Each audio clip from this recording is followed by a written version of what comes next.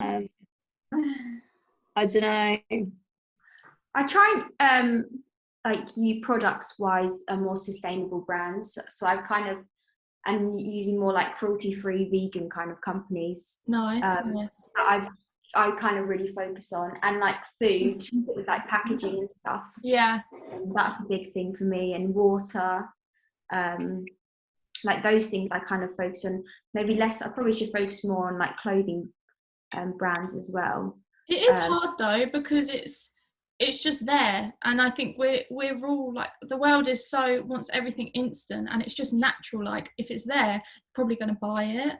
And I think it's, you know, it's about just making more of a conscious, it's meant to be a process, and I think brands should encourage customers to like think about it as a process. Like for like Sam and Gemma, they have their brand Kind Regards, and they like they plug in, and they basically they use like organic cotton, and then what they'll do is they'll talk to their customer and they'll like custom embroider.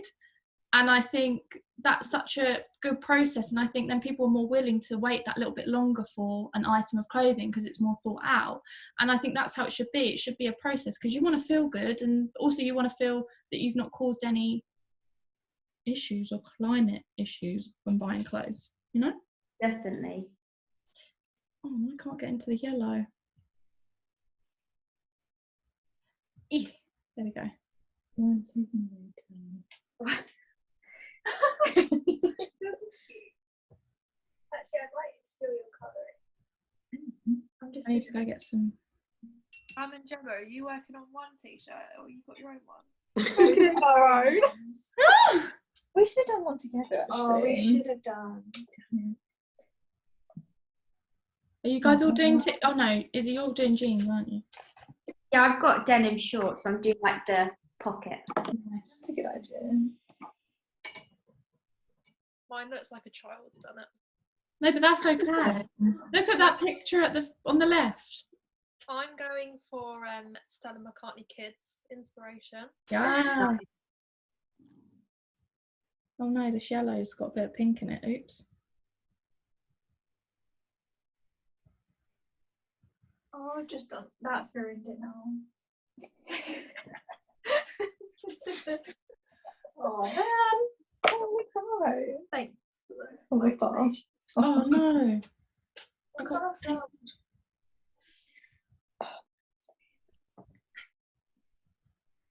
I'll probably carry this on once we finish this. I think I might get myself some paint by numbers to Yeah. Oh, Lauren, I you've love done that, those. haven't you? Sorry, you need to get it. It's so good. just looks so therapeutic. You look back being like, yeah, I definitely painted that. I mean, it takes you about 4 years because I still have not completed one. But I mean, that's fine. It took me about 6 months to finish one puzzle, so I got mine off Amazon. I got loads. What'd you say? I got mine off Amazon. Nice. So, sorry to interrupt. So, you know, in terms of like sustainability, what do you guys find like confusing, or what do you find puts you off from maybe buying sustainable clothes? Is it price? Is it price? There's also accessibility. Like, you don't know really what is actually sustainable, but that's like a bigger issue, isn't it? Like, what does sustainable actually mean? Yeah. You I can't feel like I just look at a brand and it would say sustainable, but like I wouldn't know Exactly. how to actually know if it was sustainable. 100%. Like when they say, oh, you know, we're planting trees in replacement of the bags that we're buying, and it's like, well, that's not really. Yeah, that doesn't really make up for the amount of water you've just used. Yeah, exactly. Like, that's not quite the same. So I think and I think it's also like people, you know, there's no one really wants to name and shame the like big dogs, do they, in the fashion side of things? Like, what are the like serial offenders? So knowing who to avoid is also an issue. Yeah, and I think it comes down to brands not willing to be transparent with their process, because they are aware that they're not they're not very sustainable. And I think if brands made it a lot easier, just like they do how to make it easy to shop. If they made it easy to know if they're sustainable or not, I think it would be a better world. Yeah. Yeah, definitely. I also think it's, you know, you have those certain brands that you love their clothes. Yeah. Like, even if they are smaller brands, like there's some that I like that do like linen and stuff and things like that aren't necessarily Topshop or Zara or things like that. But yeah, it's sometimes just hard knowing like what do they actually do to be sustainable, like how much are they doing it? Because a lot of things obviously now it's like recyclable packaging when you get a product or you get some clothes, which are always like good things to have, but it's like how far are they going to kind of make a difference? I think exactly.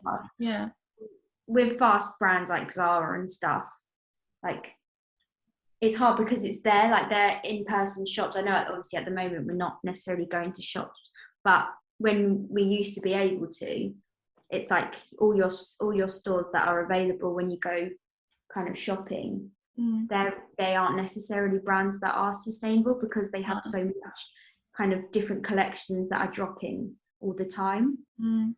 I guess that's probably hard too, like that they're not shops aren't necessarily opening that are sustainable.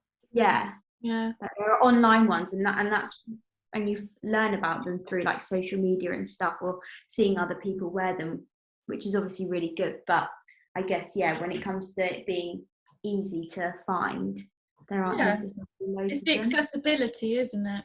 Yeah, definitely.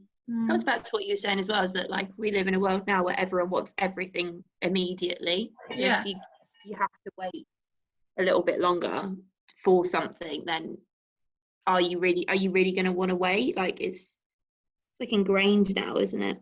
But I do feel like the pandemic has altered people a little bit in terms of like they want to make more of a conscious effort to support small businesses, which do generally do, like they are sustainable because they run at a smaller rate. I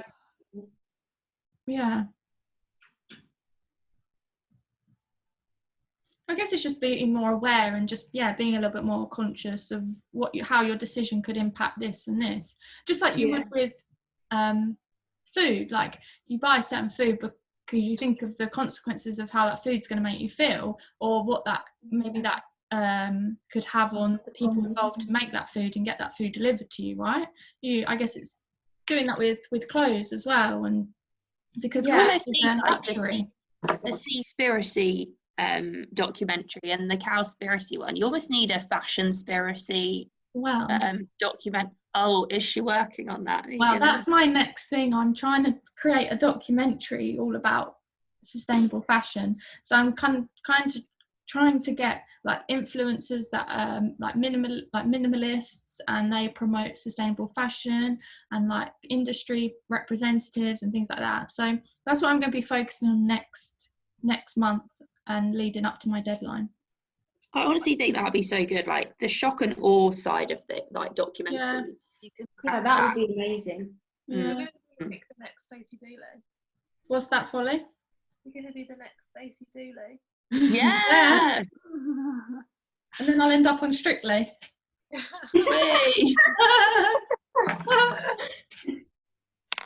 How's everyone's looking? I'm actually quite impressed. Yeah, I'm actually. This is better than I thought I'd be able to do. This is what I'm doing a rainbow. Oh, Alice, that looks so good. Oh, that's cute. Oh, that's good. Yay, this is good. This in itself is quite therapeutic. Yeah, and the thing is, like, this would be such a cute idea to do with your friends in the summer with a picnic, grab some paint, rather than going, oh yeah, let's go to the shops and go shopping, and let's go to the park, we'll go and sit and have some music and drinks, and we'll do some painting on our clothes, that kind of thing. Or you don't even have to do clothes, don't have to paint, you can do other things. And with our rosé. Yeah.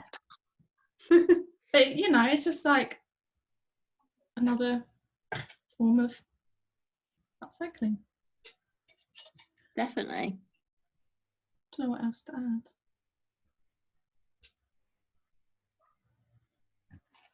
Yeah, we'll do another 5 minutes on this, and then we'll kind of finish up a little bit and just like have a chat and kind of see where you guys feel, see how you feel, I should say. Sorry. In your studies, Alice, have you found any like bigger serial offenders that we should all know about? I think there's like the obvious big boys like Zara, Topshop, Boohoo, Missguided, Pretty Little Thing. It's just basically looking out, like if you can get a top, say, I don't know, a top comes in on the Monday and it's restocked by the Thursday, and you can go and buy that, then you should question it, because there should be a process on, it should be a long process being able to restock something, and you know, and looking at what they make their clothes out of and things like that. And it's just the rate of like the supply chain, so going from production then to the shop, if that's a quick one, which it is for Pretty Little Thing and things like that, then yeah, you're looking at probably a fast fashion brand.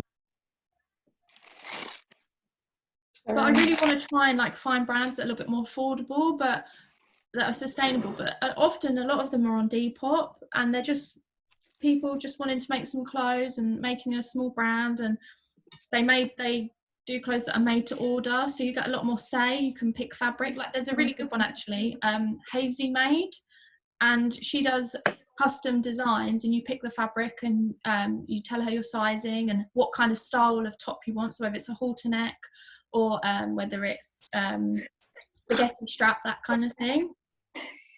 So that's really cool. Yeah, I think it's just doing research. That's good, because I feel like everybody loves to feel like they have something custom, that necessarily, because lots of people stop shopping at like Zara or Topshop or those sort of shops because they feel like, some people feel like everybody wears the same thing. Yeah. I feel like that's quite a cool selling point to have, as well as it being a sustainable brand. Exactly, because people go on about like, I want to be, you know, they want to be unique and have their own style, but yeah, like you say, you know, they'll go shop at a fast fashion brand where lots of other people have it. So that step of finding a small brand that is handmade, made to order clothes, then you're already kind of ahead of the game. Yeah, definitely. I think just people don't know enough of them. Like, so even just having somewhere that constantly is advertising like brands that you find or things like that, be a great like resource for someone to kind of look at when they are deciding to think more consciously, and those sort of things. Yeah, definitely. I also think just talking about it helps as well. Yeah, some people might not necessarily think about it. They just kind of see, oh, I have this app and I have this app, and I just kind of buy from there. And you like their clothes or you like their fit. Whereas when you start talking about it and the effects that it has, and those shocking facts that you added, it just shows that people are interested, because everybody's like wanting to change. Like health-wise, I found with speaking with people, like everybody at the moment is definitely taking these things more seriously, especially with everything that's gone on. So I think trying to better themselves in every area of their life, which includes like companies, like I've switched to like more like natural deodorant instead of normal deodorant and things like that, which are small things but which make a difference to your health, and especially with food and stuff. And it's making those small changes, like going from going to natural deodorant, that impact the climate without you even knowing. Like that's going to make a change, and a positive change instantly, you know. Because you're one less person buying spray on deodorant, and then you tell your friends about it, and it's like, oh, okay, actually I might try that. And it's getting the conversation out there, like I've tried to do today. It's just talking about it and just speaking about things that could impact in a good way. Because one thing I'm going to be doing on like my page and stuff is like simple swaps, like, so like that's to do with products and stuff. Yeah. where some people might, you know, or don't really understand the effects of, you know, why